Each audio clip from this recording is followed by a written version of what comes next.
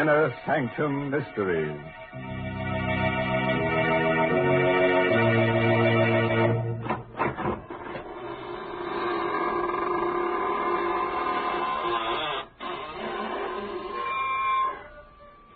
Good evening, friends of the Inner Sanctum. This is your host at the squeaking door again. Just slither in and let me dispel your weariness with a bit of eeriness, Oh, no, please. Don't sit in that chair.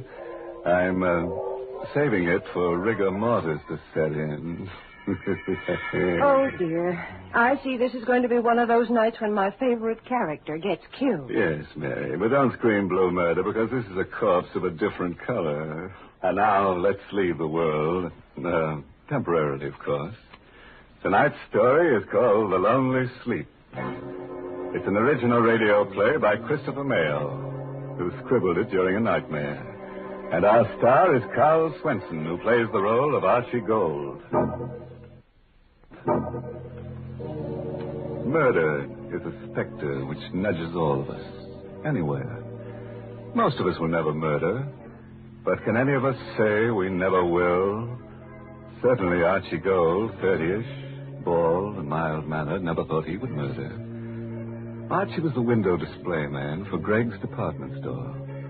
At night, the store is a fantastic nightmare of eerie shadows, covered showcases, cavernous depths, and dank, stale odors, with only his own hollow footsteps for sound. Because windows are dressed at night. It's night now. Archie's busy in his storeroom crating his favorite mannequin for shipment to the mannequin factory. Being a lonely man, he talks to the mannequins. And being in love with Esther Newman of the store's accounting office, he naturally calls his favorite mannequin Esther. You've been very mean to me, Esther. The last time I asked you to go out with me, you snickered at me. That's not nice.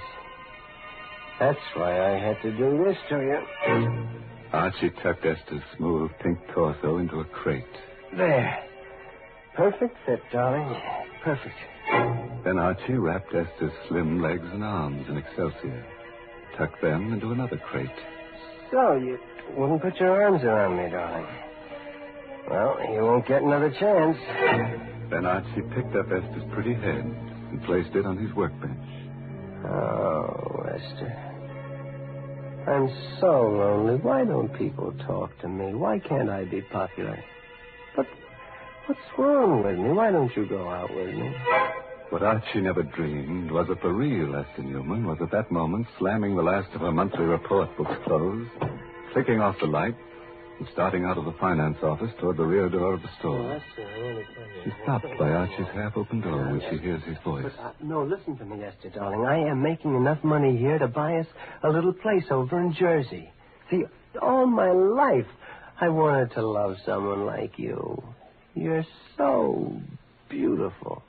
You will marry me, won't you, darling? Why, Archie Gold. Sitting there proposing to a dummy. And the dummy's name is Esther. What a coincidence. Esther, you worked late? I didn't know. No. I mean, yes, I give the mannequins names. It's sort of a game. Yeah, a game. That's it. Well, they don't talk back anyhow. No, they don't talk back. But they're sort of kind. They smile at me. And, see, I'm lonely. Mm-hmm. I work all night. And Esther, will you go out with me Sunday night? Mm-hmm. Please. Just dinner and the movies. Are you kidding? Why don't you ask your dummy friend?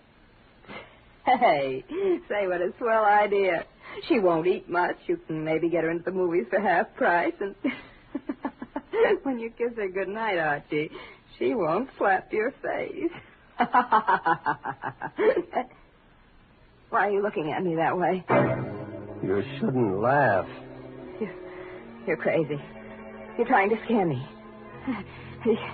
Yes, that's it. No, you're not. You are crazy. Don't come near her. Archie. You shouldn't laugh. Archie, stop. You shouldn't laugh.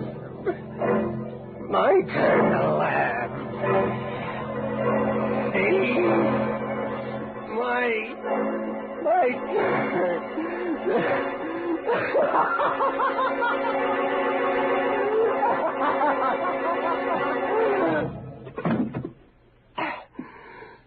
You shouldn't laugh.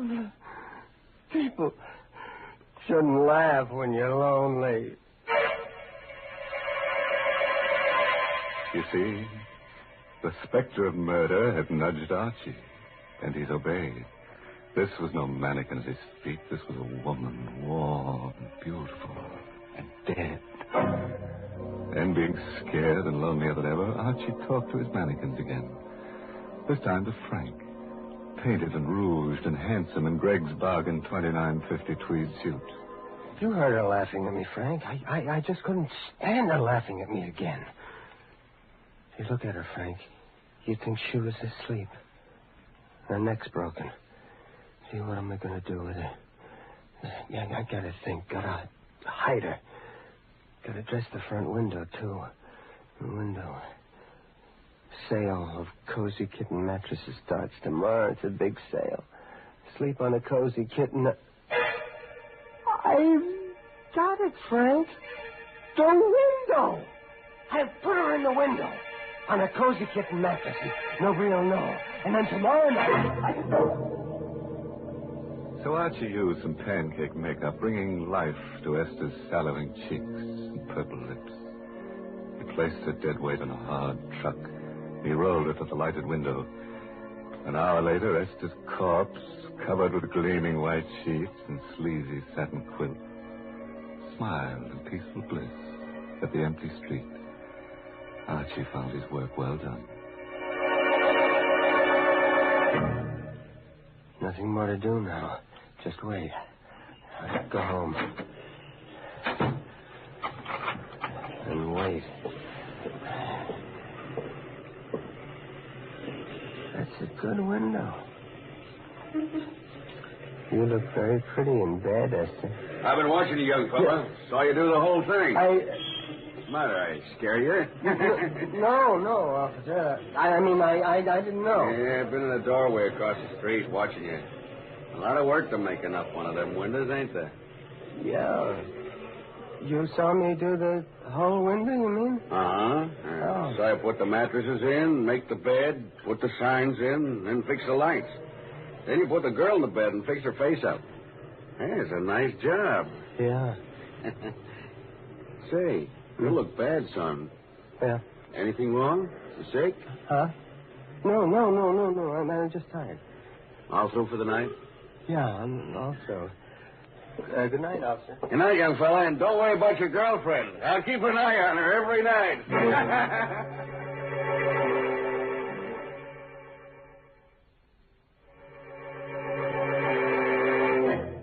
So Archie went home, as you or I might have done. And because he'd been too busy setting his little post-mortem stage, the impact of his crime began to seep through only as he neared his rooming house. Maybe the girl in the doorway he'd passed started him thinking because she laughed. Are you kidding? Just a girl and her date. Just can't blame Archie for hurrying. You would have thought it was Esther, too. Archie hurried. He hurried to the rooming house. He raced up the steps. He had to get to his room, get in and close the door of the world. Close the door. That's it. They can't laugh at me here. They won't find me here. This is my room. Nerves. Stupid running like that.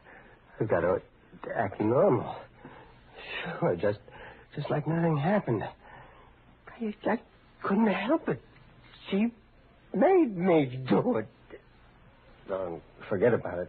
Why, Archie, gold. No. You can't laugh now. You're... I'm dead, Archie. Yes, in a way. I'm in Greg's department store. I don't believe in ghosts. It's just my mind, my imagination. That's right, Archie. You're too clever to believe in ghosts. not a ghost, Archie. I'm in your mind. I'm part of you now. Part of you. Get out! Get out of me! Drive you out! Oh, no, Archie. You can't. Unless, Archie. Unless you replace me with someone else. Yes. That might do it. Someone else. Another girl. See? That's how a murderer thinks. Oh, yes. You do the same thing. Archie never thought he would murder. Now he's ready to do it again. To get rid of his conscience, to get rid of a voice. Archie lit a cigarette. He poured himself some milk, ignoring the laughter in his brain until he pushed through again. Look at your hands, Archie. Look at them. Oh, crooked and hard and clutching. Well... Like they were on my throat. No, shut up!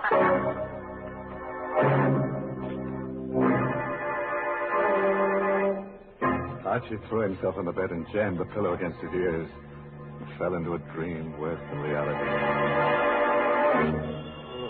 Hello?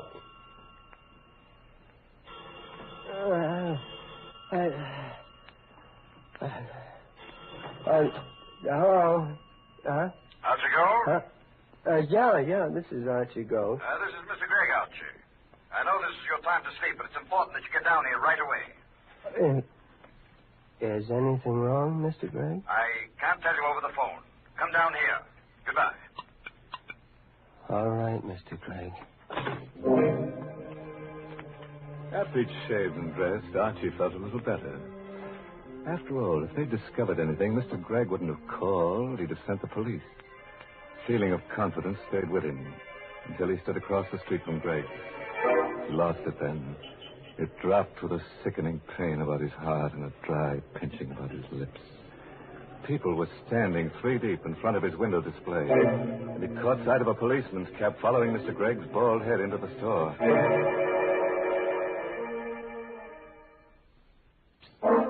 Well, let's see how good Archie's alibi is. Remember Archie, the lonely little man who dresses Gregg's department store windows at night? He just couldn't stand being spurned by Esther Newman any longer.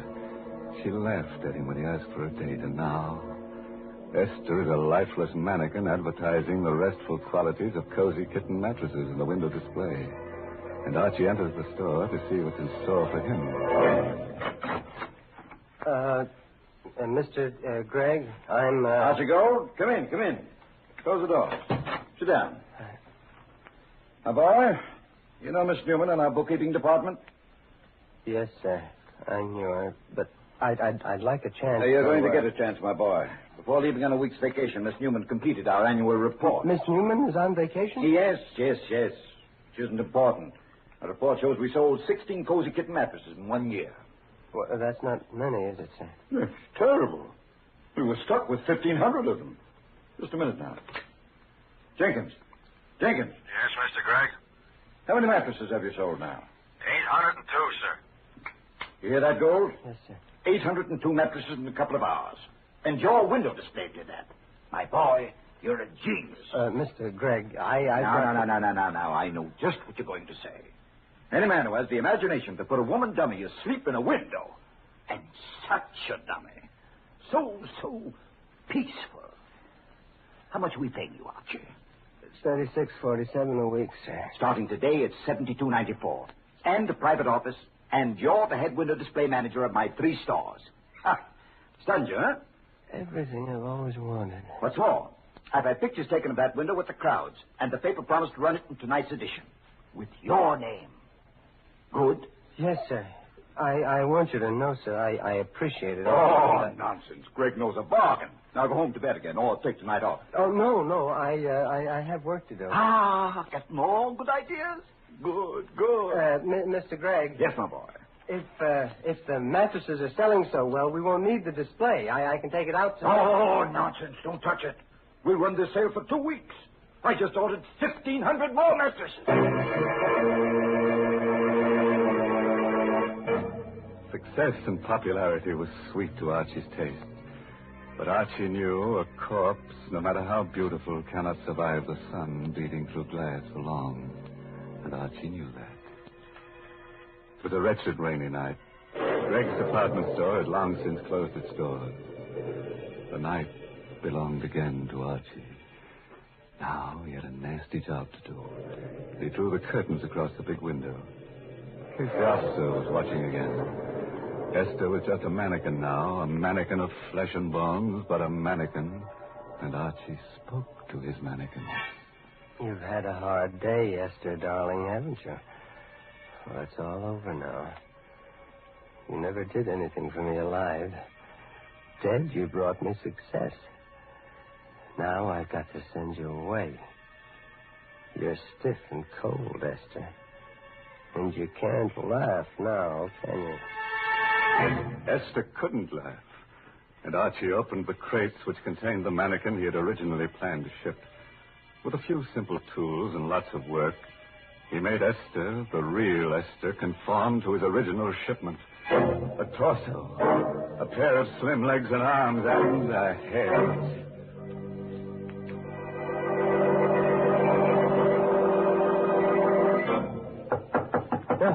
Who? Well, that's the alley door. Somebody's there. Gee, a cop, maybe. I've got to act natural. After all, she's well hidden. Could I come in? Please, I'm so wet and tired. Girl. It's a girl. Yes. Come in. Get out of that rain. Thanks. Why, you poor kid. You're soaked. Come into the workshop. I've got a heater in there. Gosh, thanks. She was sent to me. Someone to take Esther's place.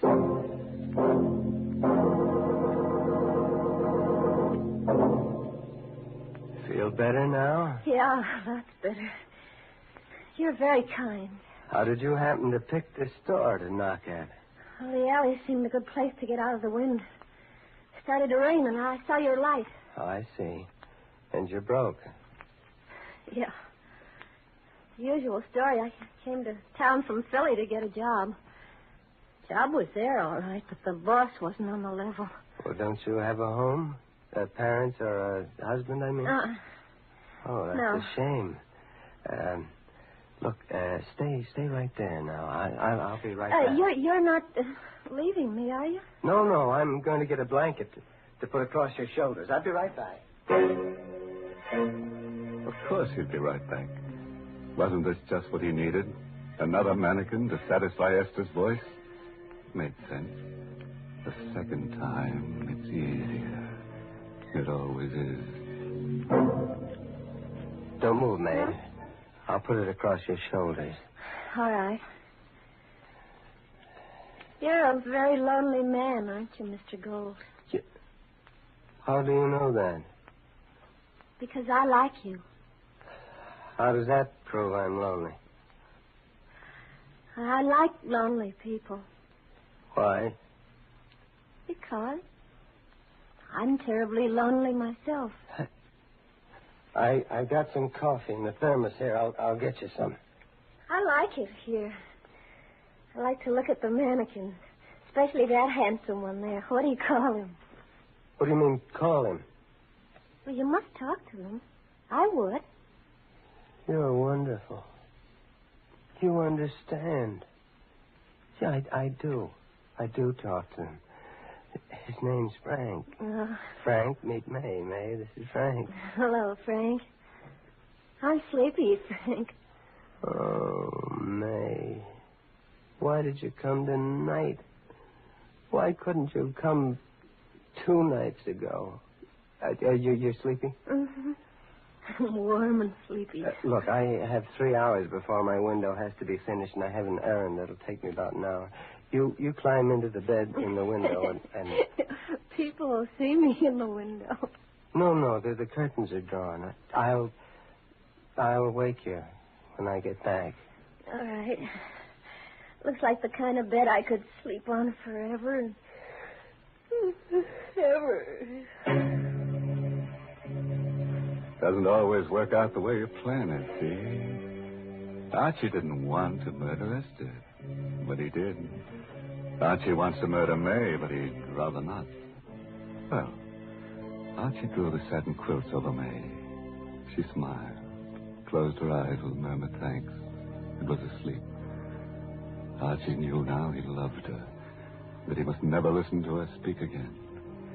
While Archie carried the crates containing Esther's remains into the station wagon in the alley, a little man with a sad, droopy face and a derby hat argued with the night captain of the local police station. I tell you, I know what I'm talking about. I stopped at Greg's window 4 times today. I know a corpse when I see one. Well, I saw that window, too. That's a dummy in that bed. I know a dummy when I see one. I don't doubt that, Captain. You've had more experience with dummies than I have, but I've had more experience with corpses than you have. That's a dead girl in the bed. Now, what makes you so sure? I've been an undertaker for 40 years. My name is Huzak. My establishment is down the block from Greg's store on 10th Street. Okay, we'll check. Now, operator, get me Mr. Gregg. Yeah, Greg's department store. Of course it is home. What else at this hour?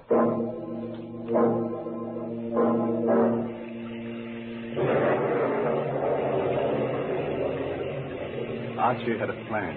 Excitement gripped him.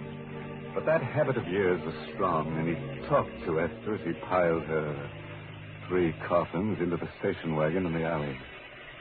Don't you worry, Esther. In a half hour, you'll be at the bottom of the river. You shouldn't have laughed, Esther. Never. I'll come back to May. Sure. Archie had a plan, all right. But it didn't include the little old undertaker who knew a corpse when he saw one, or an angry, sleepy Mr. Gregg, or a confused captain who were right then coming to a stop in front of the store. This is an outrage. A preposterous, fantastic farce. Getting me down here in the middle of the night to prove I have a corpse in my window. I know, Mr. Gregg. I feel silly about it myself, but Mr. Huzak here seems so sure. The curtains are drawn in front of the window. We'll have to go inside. Oh. In a minute, you're all going to look very silly. There. Does that look like a corpse? No. You're right. It's not a corpse. It isn't a dummy either. She's alive. Breathing. There's something queer here. I'm going to look around outside. Archie! Archie, go!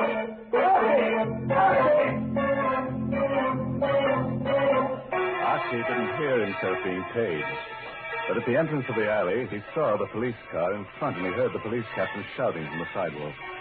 That was when Archie decided it was better to be lonely. The lonelier, the better. They found out. That's the police. They found out. Hey, you! Got to. They won't catch me. They won't. Got the lights, man. I gotta go through. Faster. Faster. Why can't it go faster? Stop. Turn right. Turn.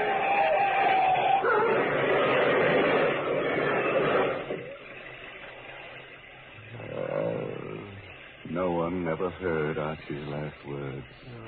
They bubbled through his torn throat as he lay in the glass-smashed window through which he'd crashed. No one. I'm so lonely. May. So lonely.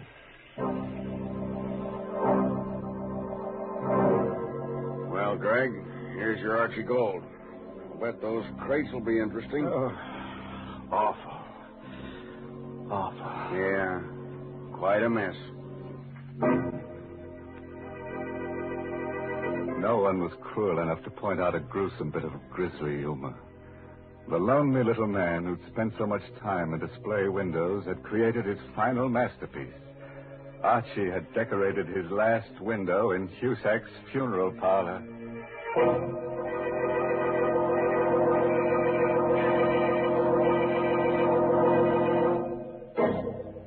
The lesson we learned from tonight's story is that murder doesn't pay. It's a losing business. Murderers are always in the red. Mm-hmm. And it's strenuous work, too. You're bound to find yourself a little stiff.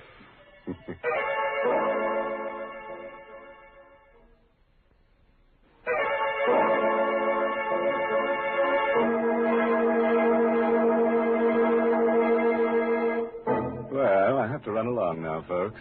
Got some shopping to do in Greg's department store. What? Oh, I know it's late, but, you see, Archie and I shop at night to avoid the shrouds, you know. By the way, this month's Inner Sanctum Mystery novel is Puzzle for Wantons by Patrick Quentin. Oh, and here's a special announcement. Next week's story is about a man whose dreams always come true.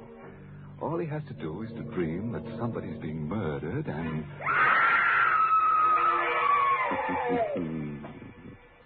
Enough to keep you awake, isn't it? Until we meet again next Tuesday, you dream of me and I dream of you. Now it's time to close the squeaking door, so good night. Pleasant dreams.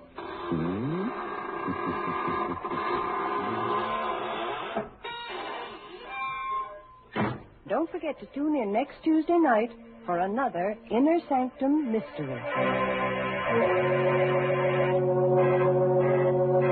This is CBS, the Columbia Broadcasting System.